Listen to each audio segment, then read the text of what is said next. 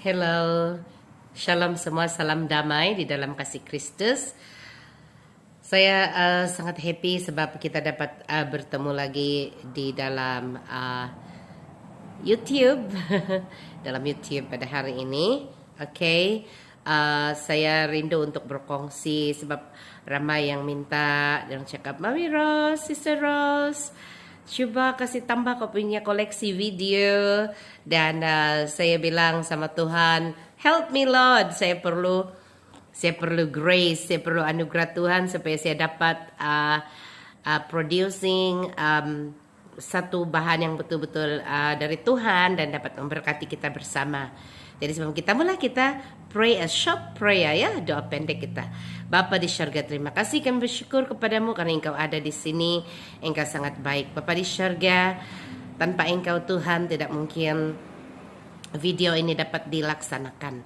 Tapi mari Bapa, hamba serahkan roh, tubuh dan jiwa dalam tangan-Mu, dan hamba mohon agar Roh Kudus-Mu sendiri berbicara. Penuhi hamba-Mu dengan kuasa Roh Kudus-Mu, pimpinlah hamba-Mu, dan kuduskan lidah, mulut ini, dan hati ini, bahkan pikiran ini, supaya semua yang disampaikan dapat memberkati kami bersama untuk kemuliaan nama-Mu. Terima kasih Bapa, this is all about You. We humbly come before You and surrender this video into Your hands, Lord. Speak and minister right into my spirit being and even to all the listener, Father Lord, because we are Yours, we are belongs to You. Thank You, Father. We bless Your name and thank You in Jesus' name we pray. Amen. Oke, hari ini saya akan berbicara tentang ucapan syukur dan doa. Dalam beberapa bulan ini dan sepanjang tahun lalu, ada banyak perkara yang sudah terjadi di dalam kehidupan saya, bahkan keluarga saya, secara pribadi dan juga teman-teman saya. Tetapi yang terpenting adalah Tuhan adalah gembalaku yang baik. Tuhan adalah gembala kita yang baik dan Dia tidak pernah meninggalkan kita selagi kita bersandar kepada Dia sepenuhnya. Hari ini saya telah menerima beberapa message daripada anak-anak muda, bahkan ibu-ibu, bahkan keluarga yang telah dilayani dari Indonesia, dari Brunei, dari luar negara seperti Kanada, Amerika. Dan mereka katakan kami sangat diberkati karena kami disembuhkan atas doa yang telah dinaikkan kepada Tuhan untuk kami. Dan biasanya Tuhan akan memakai saya untuk berdoa, sama ada secara fisikal, maksudnya face to face, bersemuka, ataupun dalam talian, dalam mailbox atau mail, dalam email juga. Tuhan punya cara, karena di dalam firman Tuhan berkata doa orang benar itu besar kuasanya. Dalam Yakobus 5 ayat 16. Itu sangat jelas sekali bahwa doa orang benar itu besar kuasanya. Dan baru-baru ini minggu lalu ada satu kawan di Indonesia, dia telah disengat lebah di seluruh badannya, dan juga dia disengat skorpion, kalajengking, dan dia begitu kesakitan sekali, dan saya mendoakan dia. Dan kemudiannya besoknya dia ke dokter, dan dokter terkejut karena gigitan skorpion itu tidak membuatkan tubuh dia diracuni, karena skorpion itu agak besar kata dia. Kalajengking itu size dia agak besar ya, dan di seluruh tubuh dia itu ada lebih 30 sengatan lebah. Mereka panggil di Indonesia itu tawon yang berwarna kuning itu, atau kita panggil di sini dalam bahasa kami surun. Oke, so kita tahu yang pernah kena sengat surun itu atau lebah kuning itu memang sangat sakit sekali. Ya, dan dia katakan doa kamu seperti magic.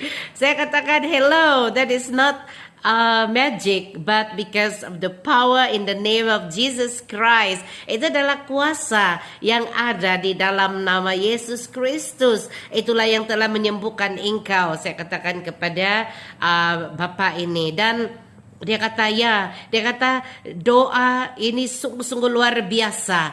Doa yang telah kamu panjatkan kepada Tuhan buat kami di sini, sangat luar biasa. Dan sekali lagi, setiap kali dia memuji, saya katakan puji Tuhan, praise the Lord. I tend to give all the praises to the Lord God, to Jesus Christ, because semua yang kita gunakan nama Yesus kan. Jadi kenapa harus kita mencuri kemuliaan Tuhan? No.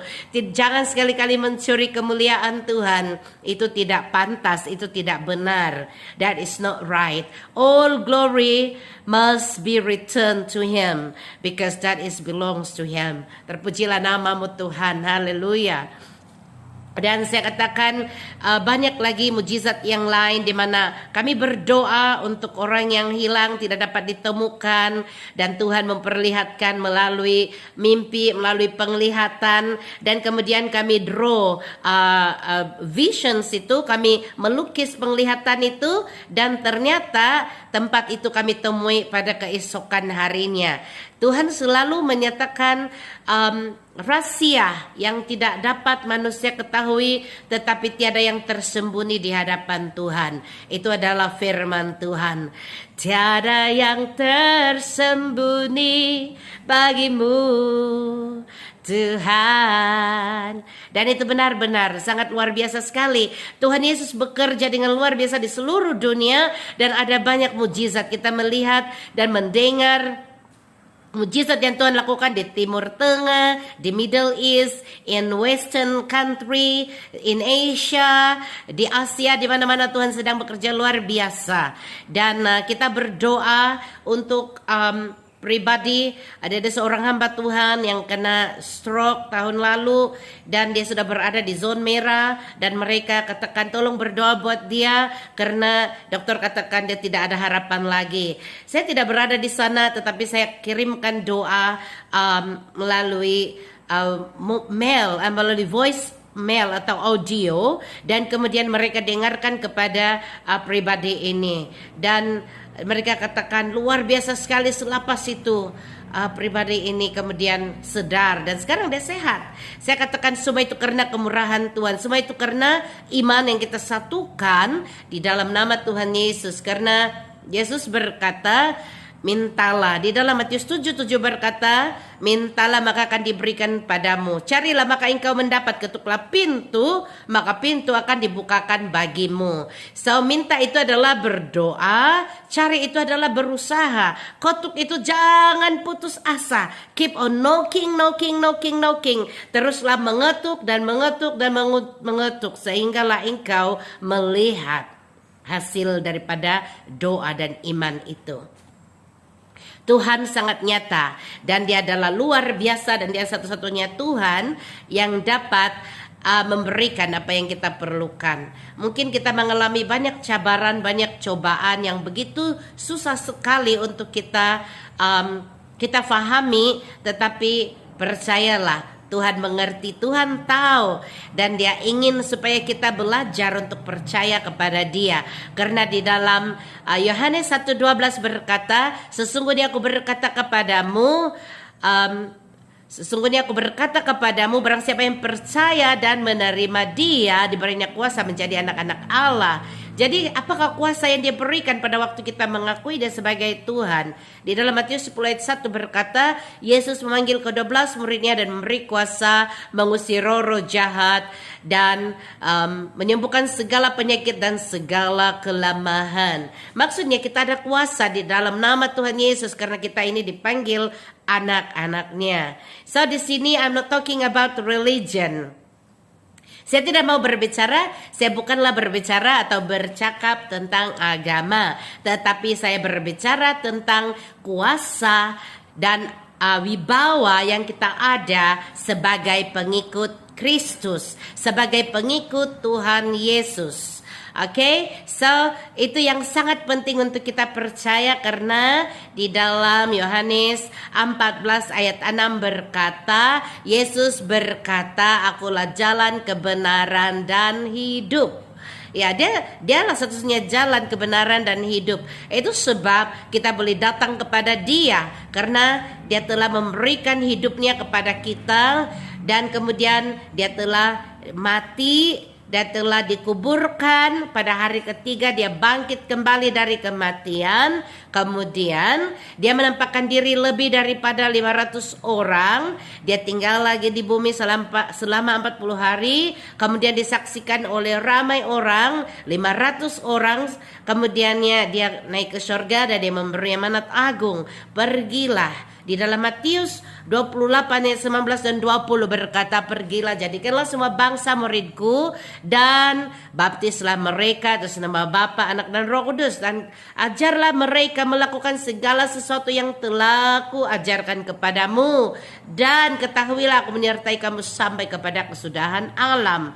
Maksudnya pada waktu kita percaya dia beri kita kuasa itu. Di dalam Matius 28 ayat 18 berkata, Yesus berkata, segala kuasa di bumi dan di surga telah diberikan kepadaku. Oleh itu pergilah. Dia telah memiliki, pada waktu dia mati, dia bangkit kembali dari kematian dan dia naik ke surga. Autoritinya itu telah dia berikan kepada kita. Segala kuasa di bumi dan di surga telah diberikan kepada kau. Itu pergilah.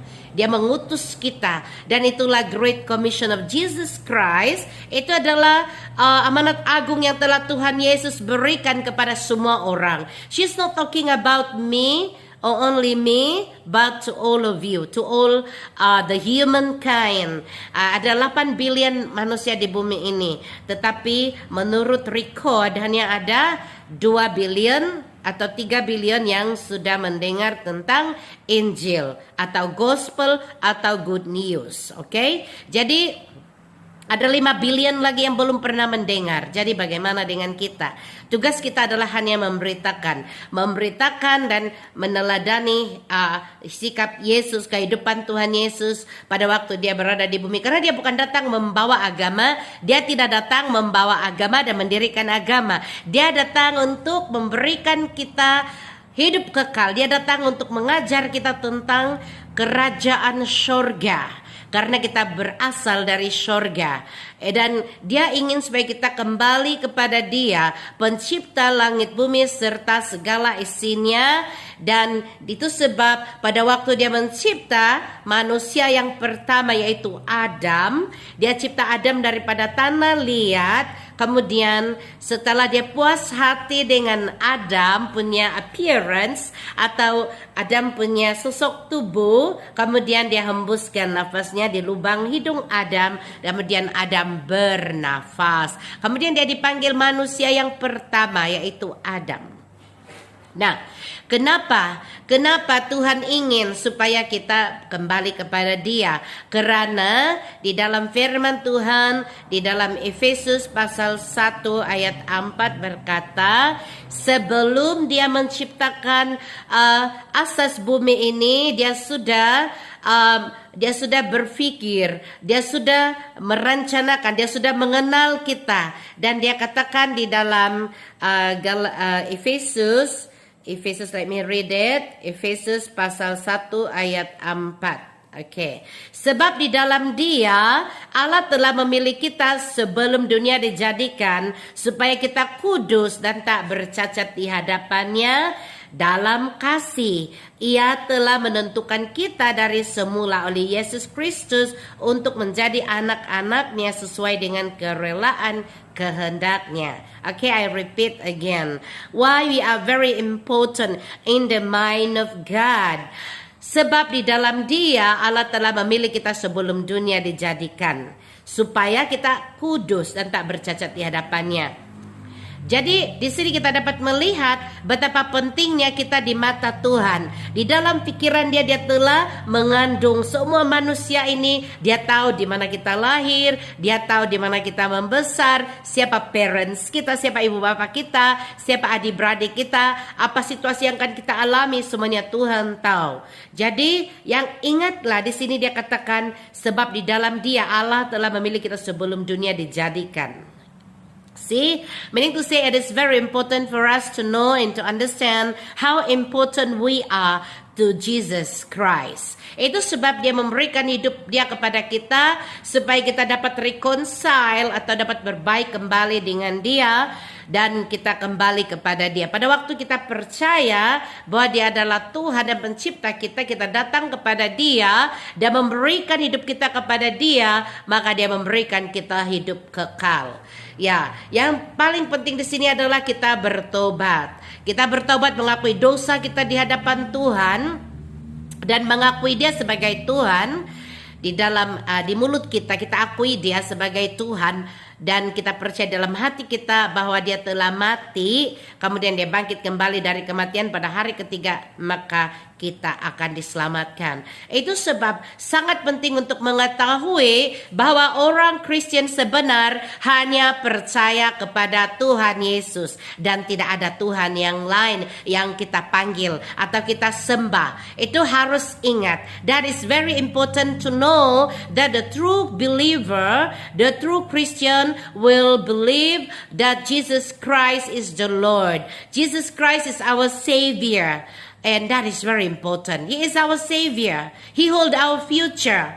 Dan kita boleh berharap kepada Dia. Dan kita, saya mau baca di dalam Keluaran 20, di dalam Perjanjian Lama. Ini sangat penting supaya kita semua tahu kenapa ini sangat penting. Keluaran 20 di dalam Old Testament atau Perjanjian Lama berkata seperti ini. Keluaran 20 ya, Keluaran bab 20 lalu ayat 3. Jangan ada padamu Allah lain di hadapanku. Jangan membuat bagimu patung yang menyerupai apapun yang ada di langit di atas, atau yang ada di bumi di bawah, atau yang ada di dalam air di bawah bumi. Jangan sujud, menyembah kepadanya atau beribadah kepadanya, sebab aku Tuhan Allahmu adalah Allah yang cemburu, yang membalaskan pembalasan kepada bapa, kepada anak-anaknya, kepada keturunan yang ketiga dan keempat dari orang-orang yang membenci aku. Tetapi aku menunjukkan kasih setia kepada beribu-ribu orang yang mengasihi aku dan yang berpegang pada perintah-perintahku. Jangan menyebut nama Tuhan Allahmu dengan sembarangan, sebab Tuhan akan memandang bersalah orang yang menyebut namanya dengan sembarangan. Ingatlah dan kuduskanlah hari Sabat. 6 hari lamanya engkau akan bekerja dan melakukan akan segala pekerjaanmu, tetapi hari ketujuh adalah hari Sabat Tuhan Allahmu, maka jangan melakukan sesuatu pekerjaan engkau atau anakmu laki-laki atau anakmu perempuan atau hambamu laki-laki atau hambamu perempuan atau hewanmu atau orang asing yang di tempat kediamanmu. Sebab 6 hari lamanya Tuhan menjadikan langit dan bumi, laut dan segala isinya, dan Ia berhenti pada hari ketujuh. Itulah sebabnya Tuhan memberkati hari Sabat dan menguduskannya. Ayat 12. Hormatilah ayahmu dan ibumu, supaya lanjut umurmu di tanah yang diberikan Tuhan Allahmu kepadamu. Ayat 13. Jangan membunuh, jangan berzina, jangan mencuri, jangan mengucapkan saksi dusta tentang sesamamu, jangan mengingini rumah sesamamu, jangan mengingini istrinya, atau hambanya laki-laki, atau hambanya perempuan, atau lembunya atau keldainya, atau apapun yang dipunyai sesamamu. Nah, ini very important, sangat penting untuk kita tahu bahwa Tuhan tidak mau kita menyembah Allah yang lain, hanya Dia, hanya Yesus Kristus, karena Dialah yang telah mencipta kita. Saya belajar untuk mengerti siapakah Tuhan ini, dan saya minta Tuhan mengajar saya dan Tuhan membuka mata rohani saya hingga saya dapat memahami siapakah Tuhan itu, dan saya dapat melihat itu di dalam Yohanes 10. Oke, Yohanes, kita lihat di sini Yohanes 1 ayat 1.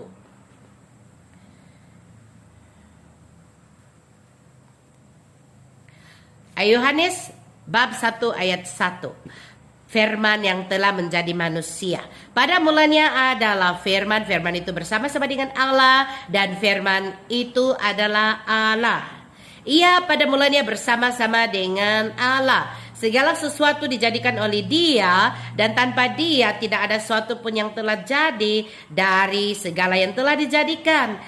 Dalam dia ada hidup, dan hidup itu adalah terang manusia. Terang itu bercahaya di dalam kegelapan, dan kegelapan itu tidak menguasainya. Ya, jadi itu adalah Allah, itu adalah firman. Dia bersama-sama dengan Allah, dan firman itu adalah Allah. Maksudnya kami orang Kristen, kami orang yang percaya sungguh-sungguh kepada Tuhan Yesus, percaya bahwa Tuhan kami itu ialah Tuhan Yesus Kristus. Dialah yang mencipta langit bumi serta segala isinya, termasuk saya dan semua manusia. Sebab itu dia katakan, pada mulanya adalah firman. Firman itu bersama-sama dengan Allah, dan firman itu adalah Allah.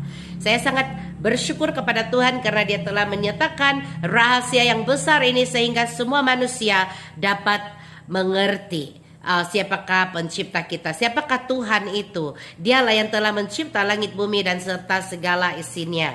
Jadi saya mau katakan bahwa hanya mereka yang sungguh-sungguh percaya kepada Tuhan Yesus yang layak untuk komen tentang firman Tuhan. Kalau yang sekadar ambil satu ayat sini, dua ayat sini, satu bab sini, itu tidak betul. Jadi ingat, hai saudara-saudaraku di luar sana, jangan sikit-sikit percaya kalau orang bilang saya lebih Kristen dari orang Kristen.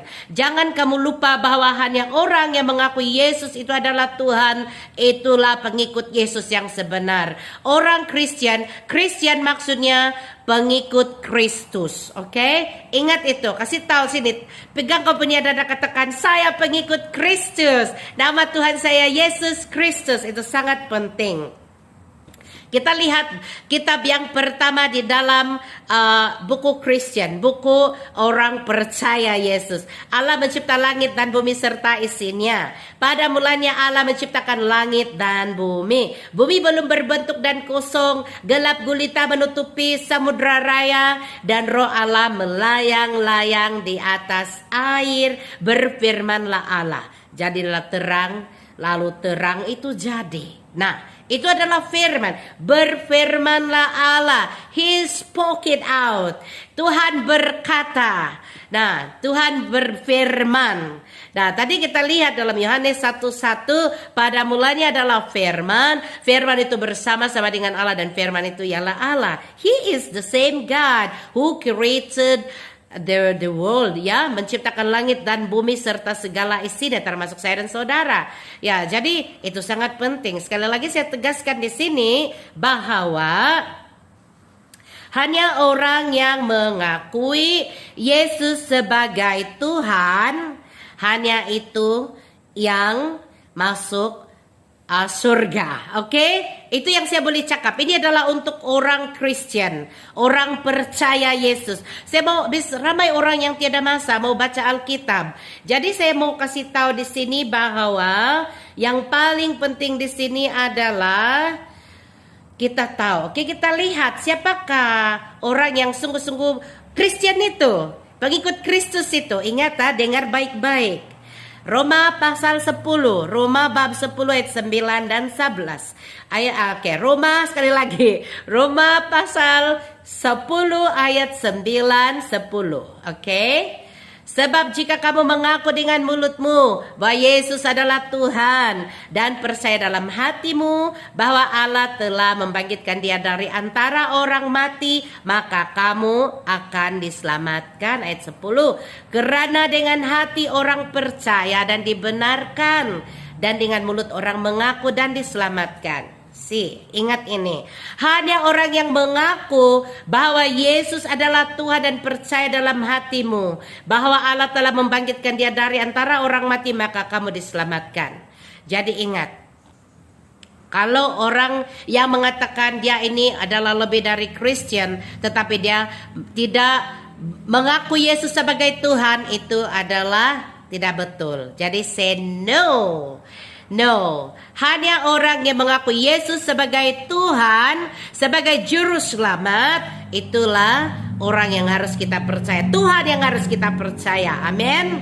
Orang yang kita percaya dalam pengajaran adalah yang membawa Injil yang sama. Injil itu adalah berita baik. Dan ingat sekali lagi, Yesus tidak datang membawa agama. Dia tidak datang sebagai agama, tetapi dia datang membawa kerajaan Allah, kerajaan Tuhan di dunia ini, supaya dia membawa kerajaannya di bumi ini, supaya kita dapat kembali ke kerajaannya yang dia telah siapkan untuk semua orang yang percaya kepada dia. Nah, jadi jangan mudah tergoda, oke?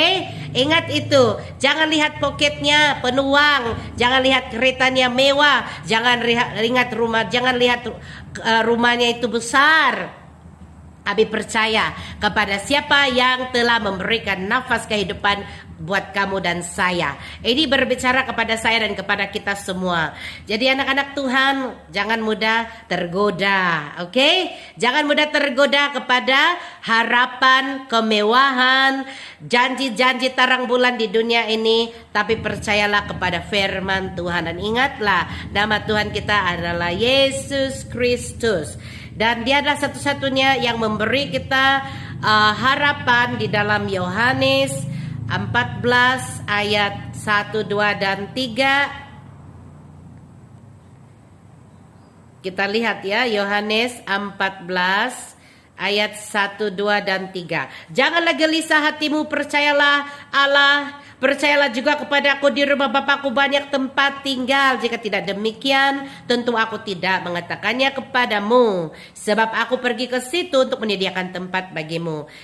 Dan apabila aku telah pergi ke situ dan telah menyediakan tempat bagimu, aku akan datang kembali dan membawa kamu ke tempatku, supaya di tempat di mana aku berada, kamu pun berada. Amin. So, excuse me. Hanya Yesus satu-satunya jalan, kebenaran, dan hidup.